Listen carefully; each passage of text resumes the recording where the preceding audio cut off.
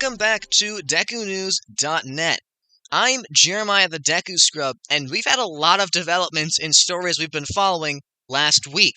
For example, we're going to talk about the Gorons, we're going to talk about the Zora, and we're going to talk about what happened at Hyrule Castle yesterday. Zach, I've heard there's news about the Zora Princess Ruto. What is this news? Well, apparently, Jabu Jabu ate Princess Ruto. The man or little boy from Kokiri Village, Link, has apparently saved her, and also, Jabu Jabu apparently also had a parasite. It's like some sort of weird, disgusting. I don't want to talk about it. It freaks me out. But Link saved the princess of the Zora and brought her back here. Also, we've decided to name this new parasite Baronade. I think it suits it, considering there's a lot of those weird Bari around it, so it's just like a giant version of one of those. So yeah. So the boy Link, the kid without a fairy who now has a fairy, he saved both Lord Jabu Jabu and Princess Ruto? Zach, how is the Zora royal family repaying this immeasurable debt?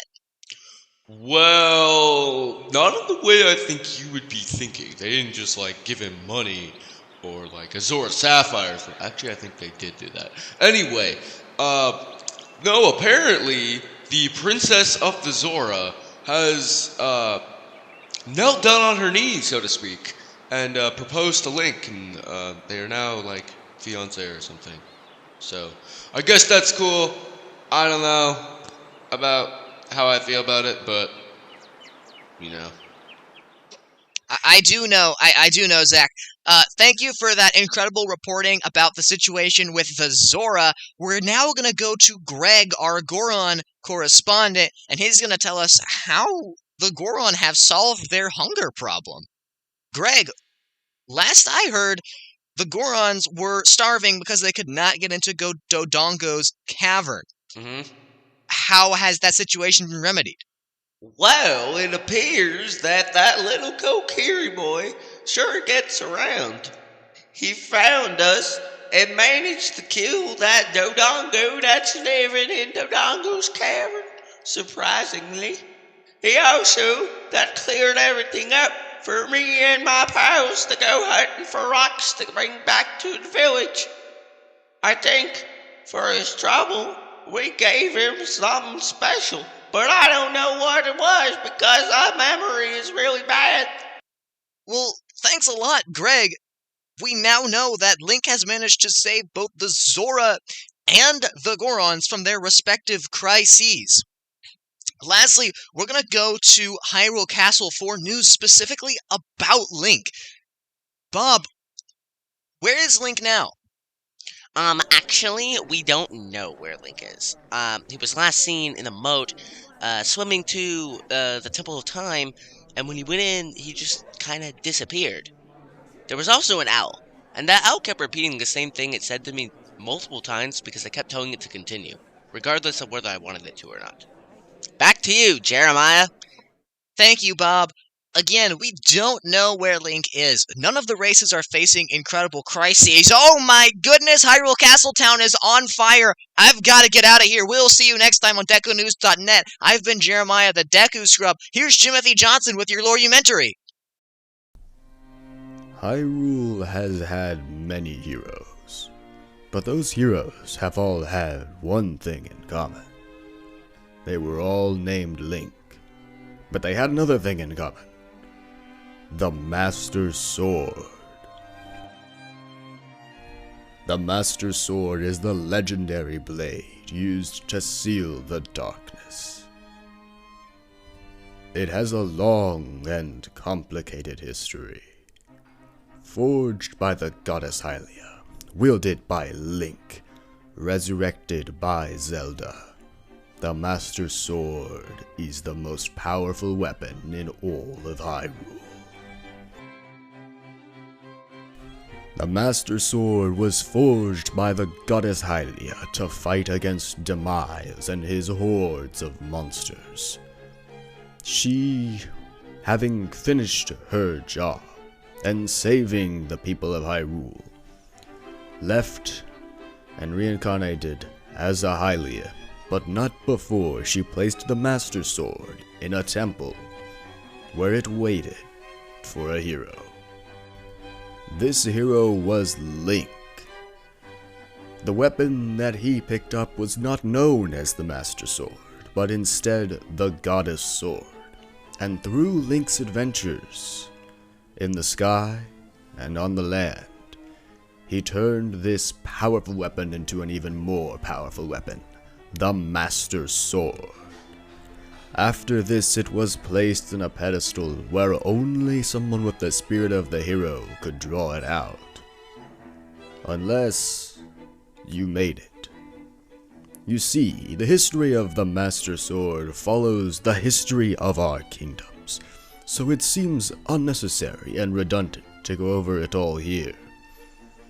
What we shall go over today is some special tales of when the Master Sword changed, what happened, and why. In the age of the Ocarina of Time, the Master Sword was used as a seal for the sacred realm. Only someone with the spirit of the hero could draw the blade and break that seal, allowing travel to the spirit realm. But not only this, it was also the key to traveling through time. Wielding the Master Sword and playing the Song of Time on the Ocarina of Time would allow the user to travel back 7 years. This was only ever done by one person, the Hero of Time. He traveled from when he was an adult to when he was a child, and back and forth, until he had saved Hyrule, not once, but in 3 different timelines. Another example of when the Master Sword changed its appearance and abilities is in the Age of the Great Sea. A young boy named Link, but not related to the heroes of past, or a knight himself, forced the goddesses to choose him and give him the spirit of the hero to allow him to draw the Master Sword. He achieved this by feats of bravery and courage and chivalry. The final and most important and most interesting time the Master Sword behaved irregularly is in the Age of the Upheaval. Ganondorf successfully destroyed the Master Sword through his malice, and Link was forced to send the Master Sword back in time. Zelda had traveled back in time via a sacred stone, and she found the Master Sword broken and in pieces. This Zelda is one of the most learned people in all of Hyrule's history, and she used that knowledge to realize that through the power of the goddess, the Master Sword could be fixed, but only through the power and light of the Goddess of Light, the one who had crafted it herself, Hylia. Zelda had this power, but it would take thousands of years for the sword to reach back to Link, and another thousands of years for it to heal fully. Knowing all this, Zelda made one of the most incredible sacrifices of any person in the history of Hyrule.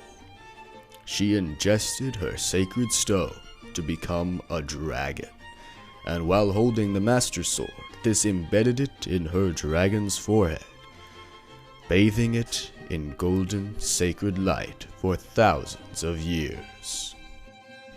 The tragedy of becoming a dragon is you lose yourself. You gain immortality, but you lose what made you, you. Thousands of years later in the present, Link found his sword, retrieved it from Zelda, and saved her and Hyrule. Hopefully for the last time, but probably not.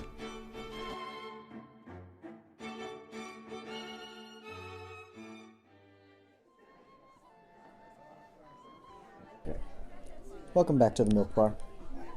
It's Oh. so chill here, isn't it? You stole my line. I was gonna say it. Yeah, we spent all last episode yelling at each other. But Yeah. today, we're not doing that. We're gonna actually be chill. Yeah, we're gonna be real chill today. Let's go to the theater and watch a movie. Dude, I want to see a trailer! But there is none because the theater is closed. Well, the theater's not closed, it's just that the trailer hasn't come out. Zora Hall has been closed Oh, for renovations due to the main singer losing her voice. you're so quiet. Due Due to the moon crashing down towards us. It's Yes. terrifying. It's terrifying. I can faintly hear the final.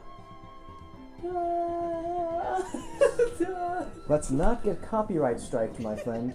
Leave me alone, Gordon. We're going to be using Lo-Fi music because they allow everyone to use their music without copyright strikes. So thanks a lot, Lo-Fi. If you hear any Lo-Fi music in the background, that is who it is. It's Lo-Fi. Okay. Yes. Thank you, Lo-Fi. And Streaming Music Studios. Yeah, Streaming Music Studios we will also be using. Yes. Okay. You want to say? Someone will find an opinion since he's been in every episode and never got a chance to talk. You should maybe interview Gorman today. I don't think we're going to interview Gorman today. Because he's not actually here. No? He's talking to Link outside. So we can't interview him today. Why not? Like, that's not... He's busy doing stuff. I could go get him. You could also talk louder. I could talk louder, but... I'm not gonna break the fourth wall right now. Yeah. We do that at the end. I'll break the fourth wall later and explain why I can't talk as loud as I'd like to. Yeah, so actually we're recording this Milk Bar sitting on the back porch of the Milk Bar. Like we're sitting outside, in our rocking chairs, drinking our milk. So if you hear road noise, that's from like carts passing by, because we're sitting on the porch. Milk cart. Yeah, Milk carts. different milk carts. There are people riding horses, going by us. So Earthquakes. yeah, just casually Just casual earthquakes. earthquakes. Big moon is staring at us. Specifically, a lot of these are Gorons that are just rolling by. That's why they sound like that. If you hear them. I don't know if you'll be able to hear them. But, if you do hear them, that's Gorons rolling by. That one barely missed me. Yeah. So, what are we actually talking about in this Milk Bar? Like I said at the beginning, or reference, we're going to theater. Watch the trailer. Not. We're going to be talking about the Legend of Zelda movie. Yeah, it was announced by Shigeru Miyamoto on Twitter /X. X is what it's called nowadays. He announced it and he was like, yeah, we're making a movie. And it's going to be live action. And everyone was just like, what? Usually, But he said it in Japanese. That That is rude. S-O-C-K. Don't do that. S-O-C-K. That's cultural appropriation. We don't want to do that here. At the Deku Buds podcast. Okay. Why did that not even... So, we're going to talk about the movie. Our hopes and dreams and who we want to cast as Yes. Ganondorf Shall and I Link say, and Zelda. we have talked about this on Judah's other podcast. So, if you Well, want I to know, talked about it with Charles. and me, Did I talk about it with you a little bit? that's what the latest one I was on. The Hmm. one about the pictures. Oh, yes, we went and reviewed all of Zelda Dungeon's pitches for it. But today we're just going to talk about it ourselves. Like, we're just going to have a casual Milk Bar conversation. Casual. Not yelling. Not debating this time. Nope. Debating who should play who. Yeah, but I don't have as many, Alright. opinions So, about that. let's start with Zelda. We're doing casting first, Yes. but that's not... I don't care about casting that Let's much. do that first, though. Okay, casting. Get it out of Zelda. the way. I think they should do some random blonde. Wow. I don't know the names of many actors, okay? And the ones I know aren't young enough to be Zelda. Whether she's 12 or 17, they're still not young enough. Yeah, I can't think of anyone either that I would cast for her. I don't really care as long as they do her right and she's not black. As long as she's not black. That's all. Although I don't think Nintendo will do that. Honestly, yeah. Because they're pretty defensive. Unless I could for see... some reason it's like the Loreumentary. What's her name? Hilda? Hilda, yeah. I could see Ganondorf being black. Yeah, that's... So, I found a magazine in Walmart, like, the other day. Surprisingly. And it had basically a list of 3 people they were trying to have as cast members. I think the top 3 for Link was Tom Holland, someone, and someone. Really? You couldn't remember the other ones? No. I already knew Tom Holland. I only remembered him, and I don't remember any of the Zeldas, except that I think 2 of them were blondes and 1 was a brunette. And she's a brunette in Twilight Princess.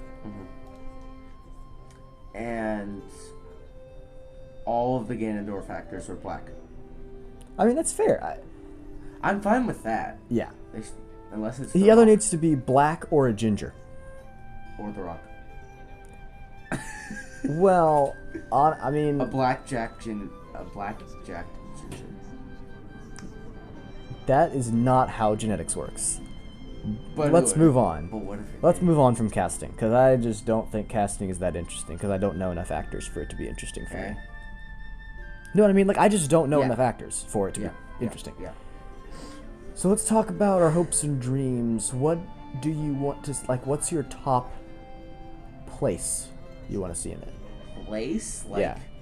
Do you mean, like, just, like, a little Easter egg, or like a place they go and like a actually place they go adventure to and do stuff? Yeah, like a place they go to. What top place? Like for me, Termina. Really? We want to see them go to a milk bar. I want to see them meet us. I would like that too. I want to be in the movie. I want to be in the movie. No, yeah, I want to see Lon Lon Ranch. Why did I know that was what you were gonna say? Cause I like Lon Lon Ranch. It has the best song. Kakariko Village. Kakariko, that would be good. They have to do Kakariko. That's like one of the main landmarks. I think. What places do you think they have to do? Kakariko, probably Lon Lon. I don't think they have to do Lon Lon, but I think that I want to see it. Hyrule Castle. Now it depends on if they're gonna do the races. Yeah. They need to do the Zora Hall, Zora the Main, whatever. Yeah. I think that Kakariko definitely needs to be there. I think that Hyrule Castle definitely has to be there. But other than that, Death Mountain has to be there. I think Gerudo Valley probably needs to be there. Yeah, because everyone's going to be upset if it isn't. Yeah. But then other than that, like, the other places... The Lost Woods. The Lost Woods. That's true. Or like, the forest of the Master Sword. Yeah. Like I guess the Lost Woods. The Great Deku Tree, but he doesn't really even have to be there. Characters. Okay, so we done places. Characters that need to be there. Link, Zelda, Ganondorf. Duh. D-U-R-R. Dur? Dur. Dur. Yes. I don't know that character. His name is Vonder. Vonder. Sure, that's a character. Let's see. Who else needs... Does anyone else really Deku need to Tree. be there? The Great Deku Tree, you think? Sidon. I don't... Yes. Honestly, I don't know. I think Cass would be cool, but I don't think he has... Like, if Cass isn't in the movie, I'll be disappointed, but I won't be angry. Impa needs to be there. That's true. Impa's in almost every game. I mean, you could have the game... Like, Twilight Princess doesn't have the king. For people who know about QV Radio, if they're gonna do a Yiga thing... Yeah. I hope they don't. Kogo would be. I hope that they do it in like a side movie, kind of like Star Wars, like a spin-off movie, Solo, or something like a Yiga, like a Sheikah Civil War. Yeah, we talked about that on True Radio. That'll be its own episode too. Is movies we want to see, like spin-off movies we want to see. we're gonna later this season. Later this season we're gonna talk about a ZCU, and we want to see from the ZCU, Zelda Cinematic Universe, obviously. I hope they don't do the Yiga, because I think it makes it. I just don't want the Zonai. Yeah, definitely not the Zonai. No because Zonai. Because it makes it too complicated. The story needs to be like pretty simple for the first one. Like it needs to be pretty much, I think, A Link to the Past. I think that's the prime story for this one. Ocarina of Time. Ocarina's too long. I feel like if they do Ocarina, but instead of him going and getting all the things, he just immediately goes and gets the Master Sword. Yeah. And then as long as they don't instead of doing all the like temples and stuff. Yeah. As long as they don't do a movie where it's 3 people that get zapped into the world. As long as they don't do that kind of Minecraft. like Minecraft or Jumanji, as long as it's not that, I'll be happy at least a little bit. I'll be relieved, you know? So I that's what I'm saying. I want it to be like A Link to the Past, just kind of simple. Link and Zelda need to stop Ganondorf.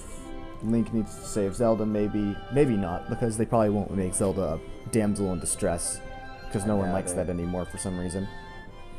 It's almost like it's been the backbone of stories for millennia, or something like that, but oh well. So, yeah. What are you most excited to seeing on the big screen? It's not what I'm excited to see on the big screen. It's what I'm excited to hear on the big screen. Like what? Music. What? Duh. What music? Top 3 songs you want to hear. Final Hours. Like, maybe, like, if... Or at least, like, I don't know. But, like, maybe he goes and talks to a Skull Kid or something. And the Skull Kid, like, mentions, I did some bad things in my childhood. Do, like, Ocarina of Time or something. Yeah. I did some bad thing. It just, like, subtly plays it in the background. Yeah, that'd be cool. Final Hours is a hard one because it's not like a super obvious motif like Song of Storms. I would recognize it. Yeah, but a lot of people wouldn't. I want to hear Saria's song, the Song of Storms, and Zelda's Lullaby. Those are the 3 I want to hear, for sure. I could see 2 of those. I can't see them having Song of Storms be a big thing. Well, I'm just saying I want to hear. Unless he has the ocarina for some reason. Ow. Gorman punched me. I'm just saying, those are the songs I want to hear. You know what I mean? Mm-hmm. Like, they don't have to be big. Like, they don't have to be part of the plot. I just want them to be in the movie at some point. Yeah. I wonder if they're gonna use Brian Tyler again. Because for the soundtrack for the Mario movie, it was Koji Kondo, and he worked with Brian Tyler. I thought he was dead. Koji Kondo? Mm-hmm. No, he's still alive. How old is he? I don't know. Probably 80 something, if I had to guess. My other top 2, Gerudo Valley would be very nice to hear. Oh yeah, for sure, and the song that is playing sadly in the background. Milk Bar? Hmm? Yeah. Yep, we are in the Milk Bar. This has been the Milk Bar of episode 4. Thank you for listening to Deku Buds. Yep. And we'll see you next time.